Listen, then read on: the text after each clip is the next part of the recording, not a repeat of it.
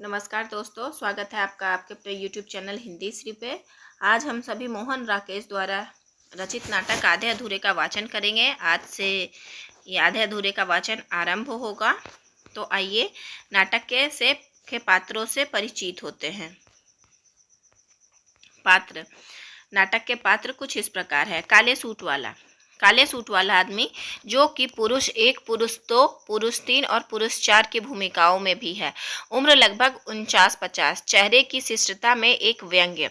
पुरुष 1 के रूप में वेशांतर पतलून कमीज। जिंदगी से अपनी लड़ाई हार चुकने की छटपटाहट लिए। पुरुष 2 के रूप में पतलून और बंद गले का कोट। अपने आप से संतुष्ट फिर भी आशंकित। पुरुष 3 के रूप में पतलून टी शर्ट और हाथ में सिगरेट का डब्बा। लगातार सिगरेट पीता। अपनी सुविधा के लिए जीने का दर्शन पूरे हाव भाव में। पुरुष 4 के रूप में पतलून के साथ पुरानी काट का लंबा कोट। चेहरे पर बुजुर्ग होने का खासा एहसास और कईयापन। स्त्री पात्र में है। उम्र 40 को छूती। चेहरे पर यौवन की चमक और चाह फिर भी शेष। ब्लाउज और साड़ी साधारण होते हुए भी सुरुचिपूर्ण। दूसरी साड़ी विशेषकर विशेष अवसर की। बड़ी लड़की, उम्र 20 से ऊपर नहीं। भाव में परिस्थितियों से संघर्ष का अवसाद और उतावलापन है। कभी कभी उम्र से बढ़कर बड़प्पन। साड़ी माँ से साधारण है। पूरे व्यक्तित्व में एक बिखराव है। छोटी लड़की, उम्र 12 और 13 के बीच है। भाव, स्वर, चाल, हर चीज में विद्रोह। फ्रॉक चुस्त पर एक मोजे में सुराख। लड़का जो है उम्र 21 के आसपास है। याद रखिएगा, बड़ी लड़की का उम्र 20 से ऊपर नहीं है और छोटी लड़की का उम्र 12-13 है और लड़का का उम्र 21 के आसपास है। पतलून के अंदर दबी भड़कीली बूशर्ट धुल धुल कर घिसी हुई। चेहरे से यहाँ तक कि हंसी से भी झलकती खास तरह की कड़वाहट है। अब है मध्यवर्गीय स्तर से ठहरकर निम्न मध्यवर्गीय स्तर पर आया एक घर। सब रूपों में इस्तेमाल होने वाला वह कमरा, जिसमें उस घर से व्यतीत स्तर के कई एक टूटते अवशेष, sofa set, dining table, cupboard, dressing table आदि किसी न किसी तरह अपने लिए जगह बनाए हैं। जो कुछ भी है वह अपनी अपेक्षाओं के अनुसार ना होकर कमरे की सीमाओं के अनुसार एक और ही अनुपात से है। एक चीज का दूसरी चीज से रिश्ता तत्कालिक सुविधा की मांग के कारण लगभग टूट चुका है। फिर भी लगता है कि वह सुविधा कई तरह की असुविधाओं से समझौता करके की गई है, बल्कि कुछ असुविधाओं में ही सुविधा खोजने की कोशिश की गई है। सामान में कहीं एक तिपाई, कहीं 2 एक मोड़े, कहीं फटी पुरानी किताबों का एक सेल्फ और कहीं पढ़ने की एक मेज कुर्सी भी है। गद्दे, पर्दे, मेजपोश और पलंगपोश अगर है तो इस तरह घिसे, फटे या सिले हुए कि समझ में नहीं आता कि उनका ना होना क्या होने से बेहतर नहीं था। 3 दरवाजे 3 तरफ से कमरे में झांकते हैं। एक दरवाजा कमरे के पिछले अहाते से जोड़ता है, एक अंदर के कमरे से और एक बाहर की दुनिया से। बाहर का एक रास्ता अहाते से होकर भी है। रसोई घर में भी अहाते से होकर जाना होता है। पर्दा उठने पर सबसे पहले चाय पीने के बाद डाइनिंग टेबल पर छोड़ा गया अध टूटा टी सेट अवलोकित होता है। फिर फटी किताबों और टूटी कुर्सियों आदि में से एक एक।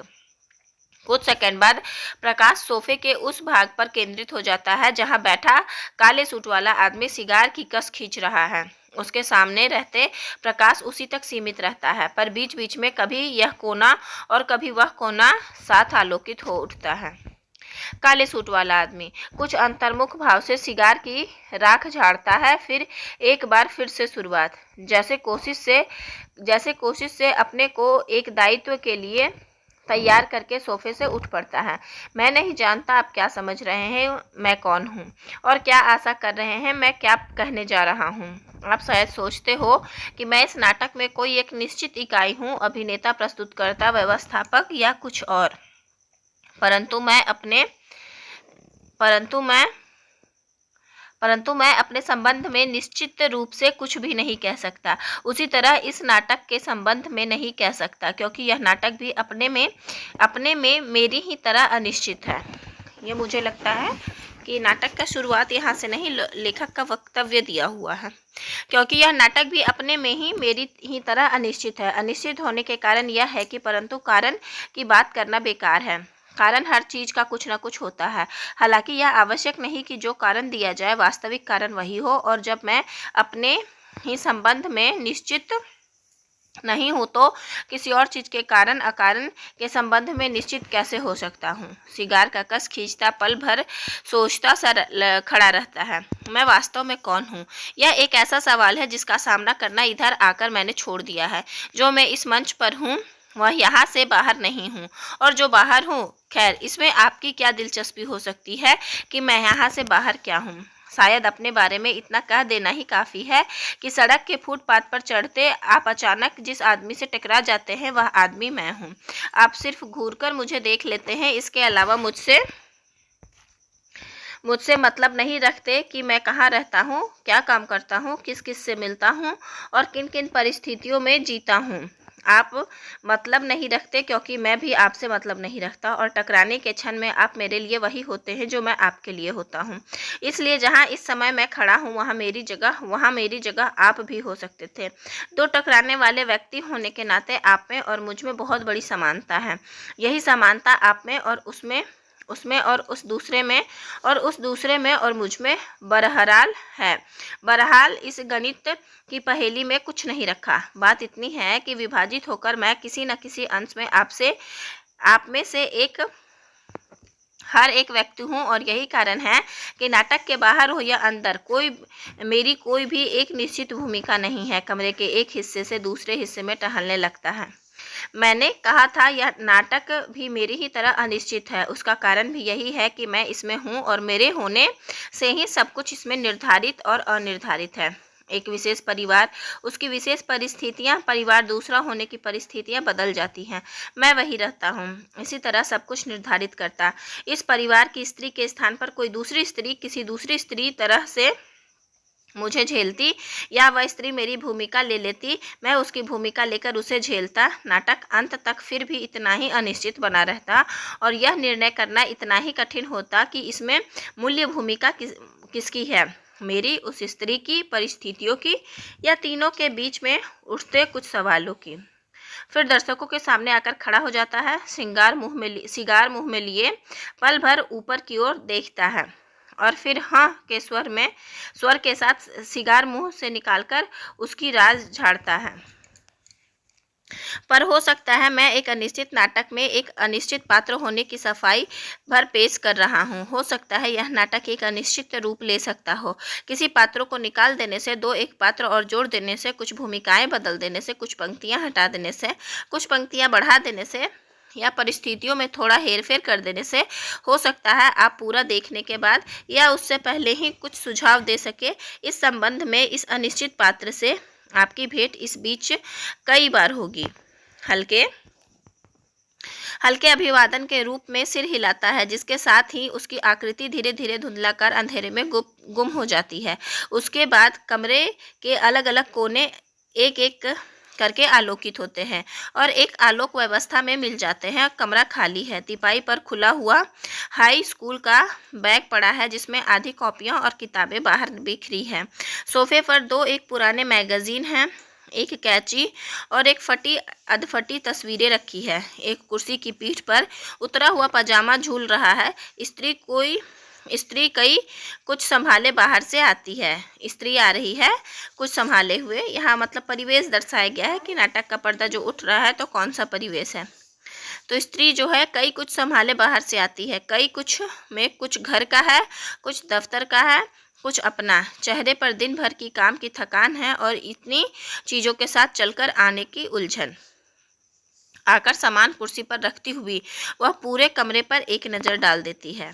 स्त्री कहती है थकान निकालने के स्वर में, ओहो ओहो, कुछ हताश भाव से। फिर घर में कोई नहीं है। अंदर के दरवाजे की तरफ देखकर, किन्नी होगी ही नहीं, जवाब कहाँ से दे। तिपाई पर पड़े बैग को देखकर, यह हाल है इसका। बैग की एक किताब उठाकर फिर फाड़ लाई एक और किताब। जरा शर्म नहीं कि रोज़ रोज़ कहाँ से पैसे आ सकते हैं नई किताबों के लिए। सोफे के पास आकर, और अशोक बाबू यह कमाई करते रहे हैं दिन भर।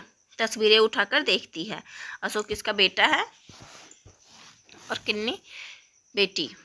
एलिजाबेथ टेलर, आड़े हैबर्न, सैले मैकलेन। आपको ये याद रखना है कि यहाँ किसकी तस्वीरें उठा रही हैं वो। एलिजाबेथ की एलिजाबेथ टेलर, आड़े हैबर्न और सैले मैकलेन जिंदगी काट रहे हैं इन तस्वीरों के साथ। तस्वीरें वापस रखकर बैठने की ही लगती है कि नज़र झूलते पजामे पर जा पड़ती है, उस तरफ जाती है। बड़े साहब यहाँ अपनी कारगुजारी कर गए। पजामे को मरे जानवर की तरह उठाकर देखती है और कोने में फेंकने को होकर फिर एक झटके के साथ उसे तहाने लगती है, मतलब उसको फोल्ड करने लगती है। दिन भर घर पर रहकर आदमी और कुछ नहीं तो अपने कपड़ों तो ठिकाने से रख सकता है। पजामा कबर्ड में रखने से पहले डाइनिंग टेबल पर पड़े चाय के सामान को देखकर और खिंच जाती है। पजामे को कुर्सी पर पटक देती है और प्यालियाँ वगैरह ट्रे में रखने लगती है। इतना तक नहीं कि चाय पी है तो बर्तन रसोई घर में छोड़ आए, मैं ही आकर उठाऊं। और ट्रे उठाकर अहाते के दरवाजे की तरफ बढ़ती ही है कि पुरुष एक उधर से आ जाता है। स्त्री ठिठक कर सीधे उसकी आंखों में देखती है, पर वह उससे आंखें बचाता पास से निकलकर थोड़ा आगे आ जाता है। पुरुष एक, आ गई दफ्तर से, लगता है आज बस जल्दी मिल गई। स्त्री ट्रे वापस मेज पर रखती है। यह अच्छा है कि दफ्तर से आओ तो कोई घर पर दिखे ही नहीं। कहाँ चले गए थे तुम? पुरुष एक, कहीं नहीं, यही बाहर था, मार्केट में। स्त्री उसका पजामा हाथ में लेकर, पता नहीं यह क्या तरीका है इस घर का, रोज आओ पर 50 चीजें यहाँ वहाँ बिखरी मिलती हैं। पुरुष एक, हाथ जोड़कर, हाथ बढ़ाकर, लाओ मुझे दे दो। स्त्री पजामे को झाड़कर फिर से तहाती हुई, अब क्या दे दूं? पहले खुद भी तो देख सकते थे। गुस्से से कबर्ड खोलकर पजामे को जैसे उसमें कैद कर देती है। पुरुष एक फालतू सा इधर उधर देखता है, फिर एक कुर्सी की पीठ पर हाथ रख लेता है। कबर्ड के पास से आकर ट्रे उठाती है। चाय किसने पी थी? पुरुष एक अपराधी स्वर में, अकेले मैंने। स्त्री तो अकेले के लिए क्या जरूरी थी कि पूरी ट्रे किन्नी को दूध दे दिया था? मतलब वो बोलती है कि क्या जरूरी थी कि अकेले के लिए पूरी ट्रे लाई जाए, और उसके बाद वो लाइन खत्म होने के पहले ये दूसरी लाइन लगा देती है कि किन्नी को दूध दे दिया था। पुरुष एक, वह मुझे दिखी ही नहीं अब तक। स्त्री ट्रे लेकर चलती है। दिखे तब ना जो घर पर रहे कोई। अहाते के दरवाजे से होकर पीछे रसोई घर में चली जाती है। पुरुष एक लंबी हूँ के साथ कुर्सी को झुलाने लगता है। स्त्री पल्ले से हाथ पोंछती रसोई घर से वापस आती है। पुरुष एक, मैं बस थोड़ी देर के लिए ही निकला था बाहर। स्त्री और चीज़ों को समेटने में व्यस्त, मुझे क्या पता कितनी देर के लिए निकले थे। वह आज फिर आएगा, अभी थोड़ी देर में, तब तो घर पर रहोगे तुम। पुरुष एक, हाथ रोककर, कौन आएगा? सिंघानिया। स्त्री उसे किसी के यहाँ खाना खाने आना है, इधर 5 मिनट के लिए यहाँ भी आएगा। पुरुष एक फिर उसी तरह से हूँ के साथ कुर्सी को झुलाने लगता है। मुझे यह आदत अच्छी नहीं लगती तुम्हारी, कितनी बार कह चुकी हूँ। पुरुष एक कुर्सी से हाथ हटा लेता है। पुरुष एक, तुम्ही ने कहा होगा उससे आने के लिए। स्त्री, कहना फर्ज नहीं बनता मेरा, आखिर मेरा बॉस है। पुरुष एक, बॉस का मतलब यह थोड़े ही है ना कि। स्त्री, तुम ज्यादा जानते हो, काम तो मैं ही करती हूँ उसके मातहत। पुरुष एक फिर से कुर्सी को झुलाने की होकर एकाएक हाथ हटा देता है। पुरुष एक, किस वक्त आएगा? स्त्री, पता नहीं, जब भी गुजरेगा इधर से। पुरुष एक छिले हुए स्वर में, यह अच्छा है। स्त्री, लोगों को तो ईर्ष्या है मुझसे कि 2 बार मेरे यहाँ आ चुका है, आज तीसरी बार आएगा। कैंची, मैगजीन और तस्वीरें समेटकर पढ़ने की मेज की दराज में रख देती है। किताबें बैग में बंद करके उसे एक तरफा सीधा खड़ा कर देती है। पुरुष एक, तो लोगों को भी पता है वह आता है यहाँ। स्त्री एक तीखी नज़र उस पर डालकर, क्यों, बुरी बात है? पुरुष एक, मैंने कहा बुरी बात है? मैं तो बल्कि कहता हूँ अच्छी बात है। स्त्री, तुम जो कहते हो उसका सब मतलब समझ में आता है मेरी। पुरुष एक, तो अच्छा यही है कि मैं कुछ न कहकर चुप रहा करूं। अगर चुप रहता हूं तो। स्त्री, तुम चुप रहते हो और ना कोई। अपनी चीजें कुर्सी से उठाकर उन्हें यथास्थान रखने लगती है। पुरुष एक, पहले जब आया है वह वो बोल रहा है कि पहले जब आया है वह मैंने कुछ कहा है तुमसे? स्त्री, अपनी शर्म के मारे कि दोनों बार तुम घर पर नहीं रहे। पुरुष एक, उसमें क्या है, आदमी को काम नहीं हो सकता बाहर। स्त्री व्यस्त, वह तो आज भी हो जाएगा तुम्हें। पुरुष एक, ओछा पड़कर, जाना तो है आज भी मुझे, पर तुम जरूरी समझो मेरा यहाँ रहना तो। स्त्री, मेरे लिए रुकने की जरूरत नहीं है। यह देखती कि कमरे में और कुछ तो करने को शेष नहीं। तुम्हें और प्याली चाहिए चाय की? मैं बना रही हूँ अपने लिए। पुरुष एक, बना रही हो तो मेरे बना लेना मेरे लिए भी एक।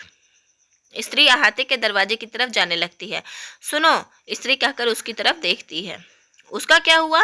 वह जो हड़ताल होने वाली थी तुम्हारे दफ्तर में? स्त्री, जब होगी पता चल ही जाएगा तुम्हें।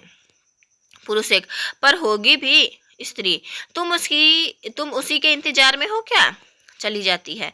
पुरुष एक सिर हिलाकर इधर उधर देखता है कि जब अब वह अपने को कैसे व्यस्त रख सकता है। फिर जैसे याद हो आने से शाम का अखबार जेब से निकालकर खोल लेता है। हर सुर्खी पढ़ने के साथ उसके चेहरे का हाव भाव तरह तरह का हो जाता है। उत्साहपूर्ण, व्यंग्यपूर्ण, तनाव भरा या पस्त। साया मुंह से बहुत अच्छे, मार दिया, लो और अब जैसे शब्द निकल पड़ते हैं। स्त्री रसोई घर से लौटकर आती है। पुरुष एक अखबार हटाकर स्त्री से बोलता है। हड़तालें तो आजकल सभी जगह हो रही हैं, इसमें देखो। स्त्री उस ओर से विरक्त, तुम्हें सचमुच कहीं जाना है क्या?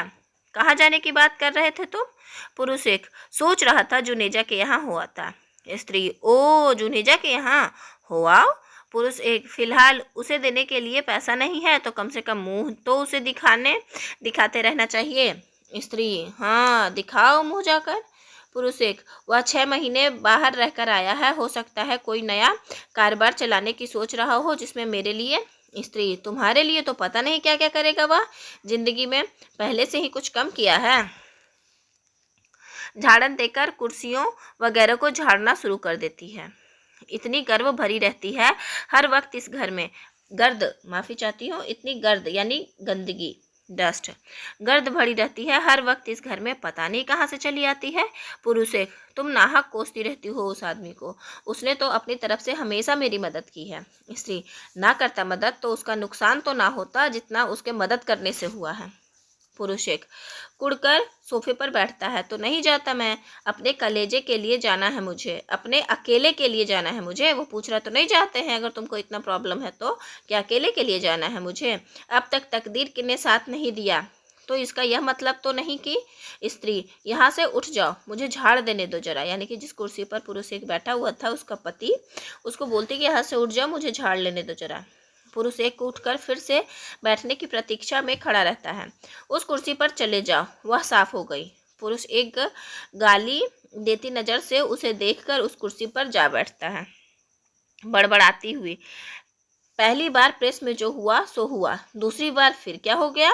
वही पैसा जो नेजा ने लगाया वही तुमने लगाया, एक ही फैक्ट्री लगी, एक ही जगह जमा खर्च, फिर भी तकदीर ने उसका साथ दे दिया, तुम्हारा नहीं दिया। पुरुष एक गुस्से से उठता है, तुम तो ऐसी बात करती हो जैसे। स्त्री, खड़े क्यों हो गए? पुरुष एक, क्यों मैं खड़ा नहीं हो सकता? स्त्री हल्का हल्का वक्फा लेकर तिरस्कारपूर्ण स्वर में, हो तो सकते हो पर एक घर के अंदर ही। पुरुष एक किसी तरह गुस्सा निगलता, मेरी जगह तुम हिस्सेदार होती ना फैक्ट्री की तो तुम्हें पता चल जाता कि। स्त्री, पता तो मुझे अब भी चल रहा है, नहीं चल रहा है, प्रश्न सूचक है कि नहीं चल रहा है। पुरुष एक बड़बड़ाता हुआ, उन दिनों पैसा लिया कितना था फैक्ट्री से? जो कुछ लगाया था वह सारा तो शुरू से ही निकाल कर खा लिया। और स्त्री, किसने खा लिया? मैंने। पुरुष एक, नहीं मैंने। पता है कितना खर्च था उन दिनों इस घर का? 400 रुपये महीने का मकान था, टैक्सियों में आना जाना होता था, किस्तों पर फ्रिज खरीदा गया था, लड़के लड़की की कॉन्वेंट की फीसें जाती थी, स्त्री शराब आती थी, दावतें उड़ती थी, उन सब पर पैसा तो खर्च होता ही था। पुरुष एक, तुम लड़ना चाहती हो? पुरुष स्त्री कहती है, तुम लड़ भी सकते हो इस वक्त, ताकि उसी बहाने चले जाओ घर से। वह आदमी आएगा तो जाने क्या सोचेगा कि क्यों हर बार इसके आदमी को कोई ना कोई काम हो जाता है बाहर, शायद समझे कि मैं ही जानबूझकर भेज देती हूँ। पुरुष एक, वह मुझसे तय करके तो आता नहीं कि मैं उसके लिए मौजूद रहा करूँ घर पर। स्त्री, कह दूंगी आगे से तय करके आया करे तुमसे, तुम इतने बिजी आदमी जो हो, पता नहीं कब किस बोर्ड की मीटिंग में जाना पड़ जाए। पुरुष एक कुछ धीमा पड़कर पराजित भाव से, तुम तो बस आमादा ही रहती हो हर वक्त। स्त्री, अब जुनेजा आ गया है ना लौटकर, तो रहा करना फिर 3-3 दिन घर से गायब। पुरुष एक पूरी शक्ति सामना करता है। तुम फिर से वही बात उठाना चाहती हो। अगर रहा भी हूँ कभी मैं 3 दिन घर से बाहर, तो आखिर किस वजह से? स्त्री: वजह का पता तुम्हें होगा या तुम्हारे लड़के को? वह भी 3 दिन दिखाई नहीं देता घर पर। पुरुष: एक: तुम मेरा मुकाबला उससे करती हो? स्त्री: नहीं, उसका मुकाबला तुमसे करती हूँ। जिस तरह तुमने तुमने खदार की खदार खराब की, यहाँ खराब होना चाहिए, तुमने खराब की अपनी जिंदगी, उसी तरह वह भी। पुरुष: एक: और लड़की तुम्हारी? उसने अपनी जिंदगी ख्वार नहीं, यहाँ ख्वार होना चाहिए, ख्वार करने की सीख किससे ली है? अपने जाने भारी पड़ता है। मैंने तो कभी किसी के साथ घर से भागने की बात नहीं सोची थी। स्त्री एकटक उसकी आंखों में देखती है। तुम कहना क्या चाहते हो?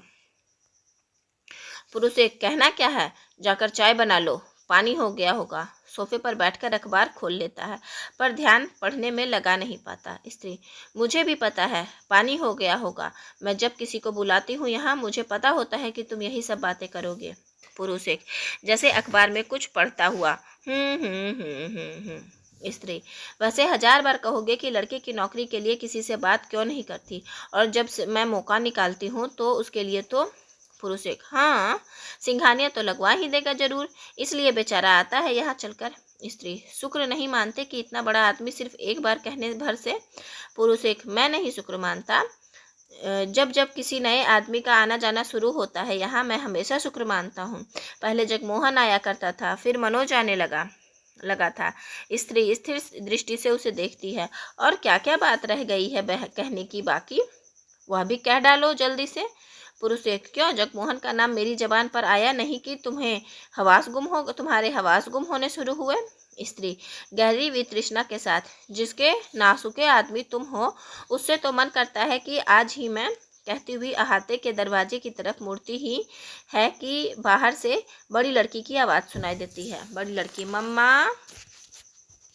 स्त्री रुककर उस तरफ देखती है, चेहरा कुछ फीका पड़ गया। स्त्री: बीना आई है बाहर। पुरुष एक ना चाहते मन से अखबार लपेटकर उठ खड़ा होता है, या बिन्नी होना चाहिए।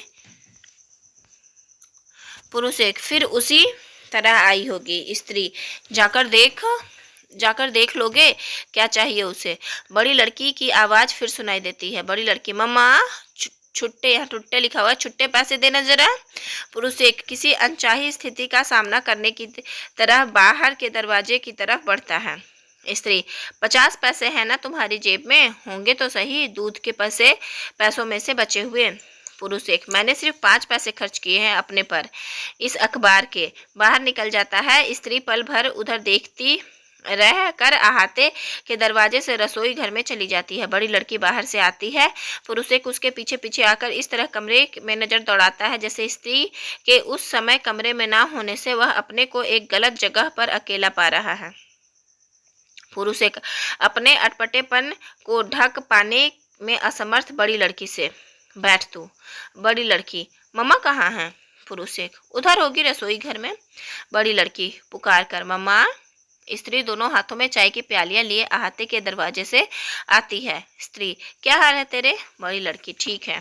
पुरुष एक स्त्री को हाथों के इशारे से बतलाने की कोशिश करता है कि वह अपने साथ सामान कुछ भी नहीं लाई है। स्त्री: चाय लेगी? बड़ी लड़की: अभी नहीं, पहले हाथ मुंह धो लूं। गुसल खाने में जाकर सारा जिस्म इस तरह चिपचिपा रहा है कि बस। स्त्री: तेरी आंखें ऐसी क्यों हो रही है? स्त्री अपनी बेटी से पूछती है, तेरी आंखें ऐसी क्यों हो रही है? बड़ी लड़की: कैसी हो रही है? स्त्री: पता नहीं कैसी हो रही है। बड़ी लड़की: तुम्हें ऐसे ही लग रहा है, मैं अभी जाती हूँ हाथ मुंह धोकर। अहाते के दरवाजे से चली जाती है। पुरुष एक अर्थपूर्ण दृष्टि से स्त्री को देखता उसके पास जाता है। पुरुष एक: मुझे तो यह उसी तरह आई लगती है। स्त्री चाय की प्याली उसकी तरफ बढ़ा देती है। स्त्री: चाय ले लो। पुरुष एक चाय लेकर: इस बार कुछ सामान भी नहीं है साथ में। स्त्री: हो सकता है थोड़ी देर के लिए आई हो। पुरुष एक: पर्स में सिर्फ 1 ही रुपया था, स्कूटर रिक्शा का पूरा किराया भी नहीं। स्त्री: क्या पता कहीं और से आ रही हो। पुरुष एक: तुम हमेशा बात को ढकने की कोशिश क्यों करती हो? एक बार इससे पूछती क्यों नहीं खुलकर? स्त्री: क्या पूछूं? पुरुष एक: यह मैं बताऊं तुम्हें? स्त्री चाय की घूंट भरती एक कुर्सी पर बैठ जाती है। पल भर उत्तर की प्रतीक्षा करने के बाद मेरी उस आदमी के बारे में कभी अच्छी राय नहीं थी। तुम्ही ने हवा बांध रखी थी। मनोजिया है, वह है, जाने क्या है। तुम्हारी सह से उसका घर में आना जाना ना होता तो क्या यह नौबत आती कि लड़की उसके साथ जाकर बाद में इस तरह स्त्री तंग पड़कर। तो तुम खुद ही क्यों नहीं पूछ लेते उससे जो पूछना चाहते हो। पुरुष एक, मैं कैसे पूछ सकता हूँ। स्त्री, क्यों नहीं पूछ सकते। पुरुष एक, मेरा पूछना इसलिए गलत है कि स्त्री, तुम्हारा कुछ भी करना किसी न किसी वजह से गलत होता है। मुझे पता नहीं है। खड़े खड़े घूंट मारकर चाय की प्याली खाली कर देती है। पुरुष एक, तुम्हें सब पता है। अगर सब कुछ मेरे करने से होता इस घर में, स्त्री उठती हुई, तो पता नहीं और क्या बर्बादी हुई होती। जो 2 रोटी आज मिल जाती है मेरी नौकरी से, वह भी ना मिल पाती। लड़की भी घर में रहकर ही बुढ़ा जाती, पर यह ना सोचा होता किसी ने। पुरुष एक, अहाते के दरवाजे की तरफ संकेत करके वह आ रही है। जल्दी जल्दी अपनी प्याली खाली करके स्त्री को दे देता है। बड़ी लड़की पहले से काफ़ी संभली हुई वापस आती है। बड़ी लड़की आती हुई ठंडे पानी के छींटे मुंह पर मारे तो कुछ होश आया। आजकल के दिनों में तो बस उन लोगों को स्थिर दृष्टि से अपनी ओर देखते पाकर, क्या बात है मम्मा, आप लोग इस तरह क्या देख रहे हैं मुझे। स्त्री, मैं प्यालियाँ रख कर आ रही हूँ अंदर से। अहाते के दरवाजे से चली जाती है। पुरुष एक भी आंखें हटाकर व्यस्त होने का बहाना खोजता है। बड़ी लड़की, क्या बात है डैडी। पुरुष एक, बात कुछ भी नहीं। बड़ी लड़की कमजोर पड़ती है तो सही कुछ न कुछ बात। पुरुष एक, ऐसे ही तेरी मम्मा अभी कुछ कह रही थी। बड़ी लड़की, क्या कह रही थी। पुरुष एक, मतलब वह नहीं, मैं कह रहा था उससे। बड़ी लड़की, क्या कह रहे थे। पुरुष एक, तेरे बारे में बात कर रहा था। बड़ी लड़की, क्या बात कर रहे थे। स्त्री लौटकर आ जाती है। पुरुष एक, वह आ गई है, खुद ही बता देगी तुझे, जैसे अपने को। पुरुष एक, वह आ गई है, खुद ही बता देगी तुझे, जैसे अपने को स्थिति से बाहर रखने के लिए थोड़ा परे चला जाता है। बड़ी लड़की स्त्री से, डैडी मेरे बारे में क्या बातें कर रहे थे मम्मा। स्त्री, उसी से क्यों नहीं पूछती। बड़ी लड़की, वे कहते हैं तुम बतलाओगी, तुम कहती हो उन्हीं से क्यों नहीं पूछती। स्त्री, तेरे डैडी तुझसे यह जानना चाहते हैं कि। पुरुष एक बीच में ही, अगर तुम अपनी तरफ से नहीं जानना चाहती तो रहने दो बात को। बड़ी लड़की, पर बात ऐसी है क्या जानने की। स्त्री, बात सिर्फ इतनी है, जिस तरह से तू आजकल आती है वहाँ से, उससे इन्हें कहीं लगता है कि। पुरुष एक, जैसे तुम्हें जैसे नहीं लगता। बड़ी लड़की, जैसे कटघरे में खड़ी, क्या लगता है। स्त्री, कि कुछ है जो तू अपने मन में छिपाए रहती है, हमें नहीं बतलाती। बड़ी लड़की, मेरी किस बात से लगता है ऐसा। स्त्री पुरुष एक से, अब कहो ना इसके सामने वह सब जो तुम मुझसे कह रहे थे। पुरुष एक, तुमने शुरू की है बात। पुरुष एक कहता है, तुमने शुरू की है बात, तुम ही पूरी भी कर डालो अब। स्त्री बड़ी लड़की से, मैं तुझसे एक सीधा सवाल पूछ सकती हूँ। बड़ी लड़की, जरूर पूछ सकती हो। स्त्री, तू खुश है वहाँ पर। बड़ी लड़की बचते स्वर में, हाँ बहुत खुश हूँ। स्त्री, सचमुच खुश है। बड़ी लड़की, और क्या ऐसे ही कह रही हूँ। पुरुष एक बिल्कुल दूसरी तरह मुंह किए, यह तो कोई जवाब नहीं है। बड़ी लड़की तुरक कर, तो जवाब क्या तभी होता अगर मैं कहती कि मैं खुश नहीं हूँ, बहुत दुखी हूँ। पुरुष एक, आदमी जो जवाब दे वह उसके चेहरे से भी झलकना चाहिए। बड़ी लड़की, मेरे चेहरे से क्या झलकता है कि मुझे तपेदिक हो गया है, मैं घुल घुल कर मरी जा रही हूँ। पुरुष एक तपेदिक ही होता है बस आदमी को। बड़ी लड़की, यहाँ से पृष्ठ संख्या 27 से हम कल वाचन करेंगे। आज की कक्षा का वाचन यहीं तक, यहाँ से हम कल वाचन करेंगे। धैर्य से बने रहने के लिए आपका बहुत बहुत धन्यवाद। आशा करती हूँ यह वीडियो आपको लाभान्वित करेगी।